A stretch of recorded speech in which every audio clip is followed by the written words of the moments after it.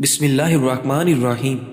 ناظرین، زندگی میں اتنی محنت تو کر ہی لینی چاہیے کہ اپنے بچوں کا اعتماد بڑھانے کے لیے دوسروں کی مثال نہ دینی پڑے۔ ناظرین، جب آپ اچانک کسی ایسے شخص میں بدل جائیں جو کسی پر کوئی الزام نہ لگائے، بے فائدہ گفتگو سے گریز کرے، چھوڑ کر جانے والوں کو پرسکون نظروں سے دیکھے اور آنے والے کی مشکلات کا ایک پر اصرار خاموشی سے استقبال کرے، تو جان لیں کہ آپ اندر سے مضبوط ہو چکے ہیں، اور یہ مقام بہت کم لوگوں کو ملتا ہے۔ ناظرین، فضالہ بن عمیر بن ملوح لیشی اللہ کے رسول صلی اللہ علیہ وآلہ وسلم کے شدید دشمنوں میں سے ایک تھے۔ جب آپ صلی اللہ علیہ وآلہ وسلم مکہ مکرمہ کے موقع پر مکہ مکرمہ میں مقیم تھے تو فضالہ نے بظاہر اسلام قبول کر لیا، مگر یہ شخص دل میں اللہ کے رسول صلی اللہ علیہ وآلہ وسلم کے ساتھ شدید بغض اور انا رکھتا تھا۔ اس نے پروگرام بنایا کہ اسے جب بھی موقع ملا اللہ کے رسول صلی اللہ علیہ وآلہ وسلم کو قتل کر دے گا۔ اللہ کے رسول صلی اللہ علیہ وآلہ وسلم کے قتل کا منصوبہ کوئی معمولی کام نہ تھا۔ فضالہ کو خوب معلوم تھا کہ اللہ کے رسول صلی اللہ علیہ وآلہ وسلم کے ساتھ 10,000 کا لشکر ہے۔ اگر وہ خدا نہ خواستہ اپنے اس ناپاک منصوبے میں کامیاب ہو جاتا ہے تو بھی اس کے بچنے کی کوئی صورت نہیں، اسے فوراً ہی گرفتار کر کے قتل کر دیا جائے گا۔ مگر حسد اور عناد ایسی بری لعنتیں ہیں کہ جو انسان کو دیوانہ بنا دیتی ہیں، اس کے سوچنے اور سمجھنے کی صلاحیتوں کو مفلوج کر کے رکھ دیتی ہیں، اور وہ عاقبت نا اندیش ہو کر غلط کام کر بیٹھتا ہے۔ فضالہ نے سوچا کہ اگر اس کے ناپاک عزائم کی تکمیل کے بعد اسے قتل بھی کر دیا جائے تو کوئی حرج نہیں، مگر اس منصوبے میں پر عمل ضرور ہونا چاہیے۔ اس نے غور و فکر شروع کیا کہ وہ کس وقت اللہ کے رسول صلی اللہ علیہ وآلہ وسلم پر حملہ آور ہو سکتا ہے۔ شیطانی فکر نے اس کے ذہن میں ڈالا کہ جب اللہ کے رسول صلی اللہ علیہ وآلہ وسلم طواف کر رہے ہوں تو یہ اس کام کے لیے بہترین موقع ہو سکتا ہے۔ آپ صلی اللہ علیہ وآلہ وسلم بالکل اکیلے ہوں گے، اور اگر کچھ لوگ ہوئے بھی تو وہ زیادہ نہیں ہوں گے۔ اس نے تلوار کو اپنے کپڑوں میں چھپایا اور اس وقت کا انتظار کرنے لگا جب اللہ کے رسول صلی اللہ علیہ وآلہ وسلم طواف کر رہے ہوں۔ ایک دن فضالہ کو موقع میسر آ گیا۔ اس نے دیکھا کہ اللہ کے رسول صلی اللہ علیہ وآلہ وسلم طواف کر رہے ہیں۔ اس نے بھی طواف کرنا شروع کر دیا۔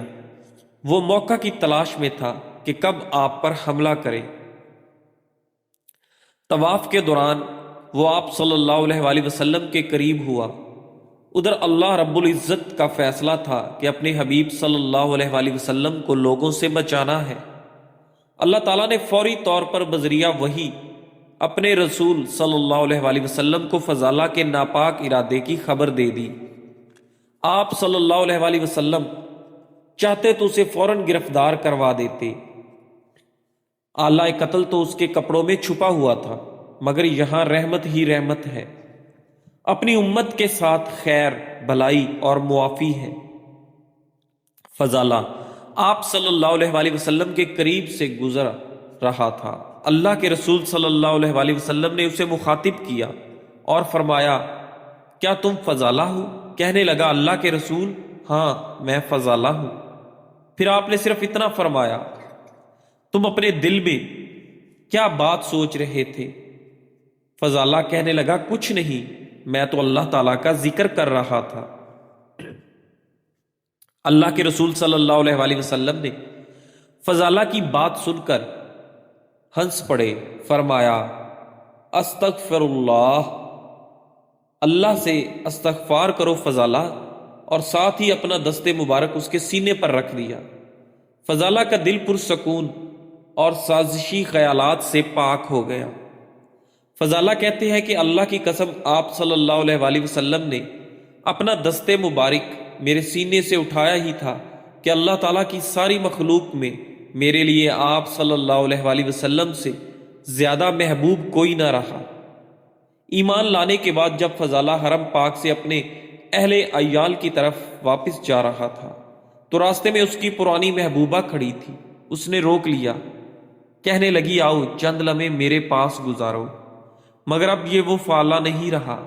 اس کا تزکیہ نفس ہو چکا، اس کی دل کی کیفیت بدل چکی۔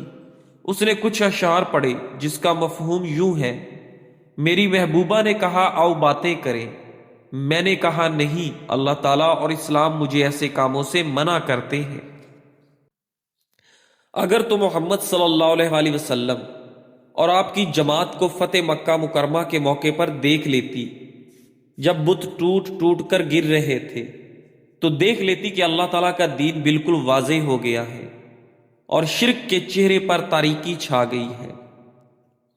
ناظرین گرامی، عورتیں تین قسم کی ہیں جن کے فتنے میں مرد پڑ جاتے ہیں، یعنی ان سے محبت کر بیٹھتے ہیں۔ نمبر ایک، وہ خواتین جن کے فتنے میں متقی و پرہیزگار پڑ جاتے ہیں۔ نمبر دو، وہ خواتین جن کے فتنے میں خبیث دل پڑ جاتے ہیں۔ نمبر تین، عام خواتین۔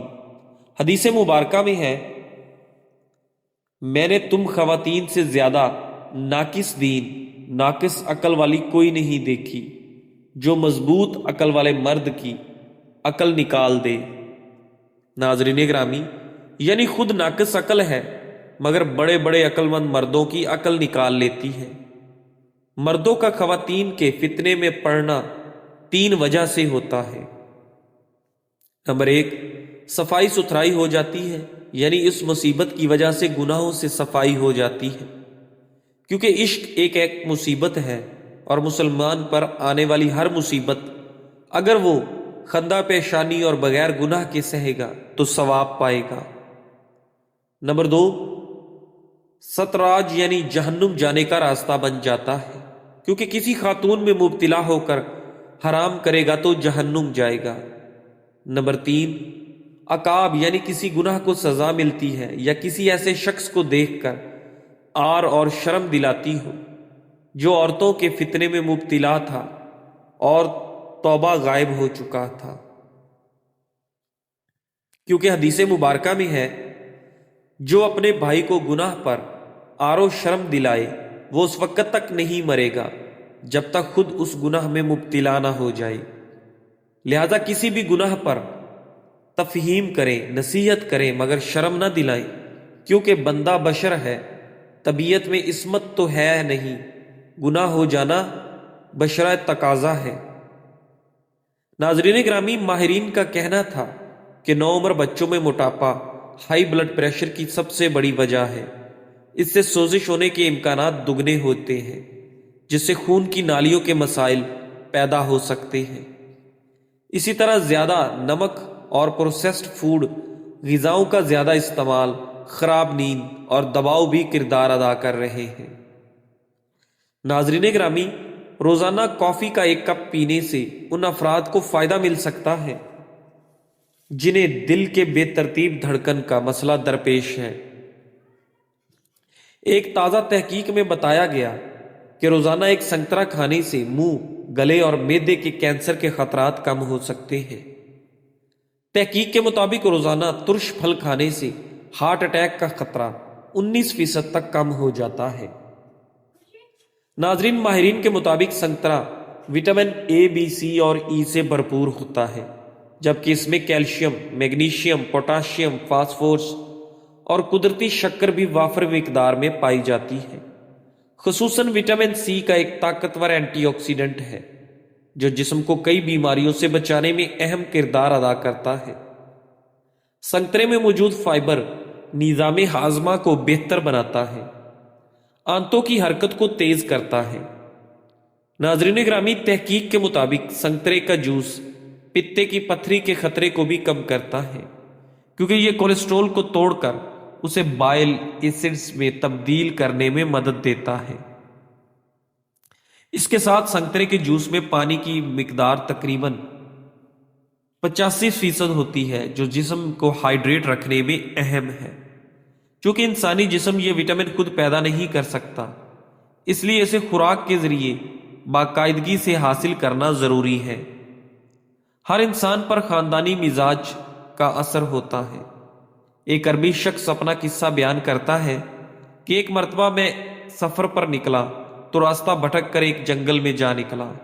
اچانک میری نظر ایک جھونپڑی پر پڑی تو میں وہاں چلا آیا۔ جھونپڑی میں ایک عورت تھی۔ اس نے مجھے دیکھ کر پوچھا، کون ہو تم؟ میں نے کہا، ایک مسافر مہمان ہوں۔ یہ سن کر وہ بہت خوش ہوئی، کہنے لگی، اللہ تعالیٰ آپ کا آنا مبارک کرے، آئیے تشریف رکھیے۔ میں گھوڑے سے اتر آیا۔ اس نے میرے سامنے کھانا پیش کیا۔ میں عورت کی مہمان نوازی سے بہت خوش ہوا۔ ابھی میں کھانا کھا کر فارغ ہی ہوا تھا کہ اتنے میں اس کا شوہر آ پہنچا۔ اس نے غسیلی نگاہوں سے مجھے گھورا اور کڑک لہجے میں کہا، کون ہو تم؟ میں نے کہا، ایک مسافر مہمان ہوں۔ یہ سن کر وہ ناک پاؤں بھول چڑھا کر کہنے لگا، مہمان ہو تو یہاں کیا لینے آئے ہو؟ ہمارا کسی مہمان سے کیا کام؟ میں اس کی یہ بد مزاجی برداشت نہ کر سکا۔ اسی وقت گھوڑے پر سوار ہوا اور چل دیا۔ مجھے اس جنگل بیابان کی خاک چھانتے ہوئے دوسرا دن ہوا چلا تھا۔ آج پھر مجھے اس ویرانے میں ایک جھونپڑی نظر آئی۔ میں قسمت آزمائی کرنے چلا آیا۔ دیکھا تو یہاں بھی ایک عورت تھی۔ اس نے پہلے تو مجھے کھا جانے والی نظروں سے دیکھا، پھر بولی، کون ہو تم؟ میں نے جواب دیا، ایک مسافر مہمان ہوں۔ وہ جل بھن کر کہنے لگی، مہمان ہو تو یہاں ہمارے پاس کیا لینے آئے ہو؟ جاؤ اپنا راستہ۔ ابھی وہ اپنی جلی کٹی سنا رہی تھی کہ اس کا شوہر آ گیا۔ اس نے ایک نظر مجھ کو دیکھا اور پھر اپنی بیوی سے مخاطب ہوا، کون ہے یہ؟ بیوی نے بڑا سا منہ بنا کر کہا، کوئی مسافر مہمان ہے۔ یہ سن کر اس کا چہرہ خوشی سے کھل اٹھا۔ وہ آگے بڑھ کر مجھ سے گلے ملا، کہنے لگا، آپ کی آمد مبارک، آپ ہمارے لیے اللہ کی رحمت بن کر آئے ہیں۔ پھر اس نے مجھے عزت و احترام سے بٹھایا، نہایت ہی عمدہ کھانا لے کر آیا۔ میں کھانا کھا ہی رہا تھا کہ مجھے گزشتہ روز کا واقعہ یاد آ گیا اور بے اختیار میرے ہونٹوں پر مسکراہٹ پھیلتی چلی گئی۔ اس شخص نے مجھے مسکراتے دیکھا تو پوچھا، آپ کیوں مسکرا رہے ہیں؟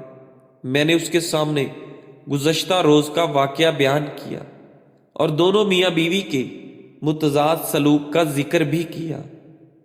ناظرین گرامی، یہ سن کر وہ شخص ہنس دیا، بولا، وہ عورت جس سے گزشتہ روز آپ کا واسطہ پڑا تھا وہ میری بہن ہے، اور اس کا شوہر جس کی بد اخلاقی کی آپ شکایت کر رہے ہیں وہ میری اس بیوی کا بھائی ہے۔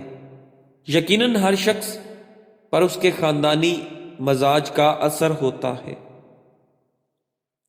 ناظرین گرامی، دنیا بھر میں ہر 3 میں سے ایک شخص سر درد کے عارضے میں مبتلا ہے اور اس بیماری سے 3 ارب افراد متاثر ہیں۔ محققین کا کہنا ہے کہ یہ صورتحال خاص طور پر خواتین کے لیے زیادہ سنگین ہے، کیونکہ تحقیق سے پتہ چلا ہے کہ انہیں مردوں کے مقابلے میں زیادہ اپنی زندگی میں سر درد کے متعلق صحت کے مسائل ہوتے ہیں۔ شوگر کا مرض جہاں انسان کے گردوں کو متاثر کرتا ہے، وہاں یہ بینائی سمیت دل اور بلڈ پریشر پر بھی اثر انداز ہوتا ہے۔ شوگر کی بیماری انسان کو کئی دیگر بڑی اور جان لیوا بیماریوں کے لیے آسان شکار بھی بناتی ہے۔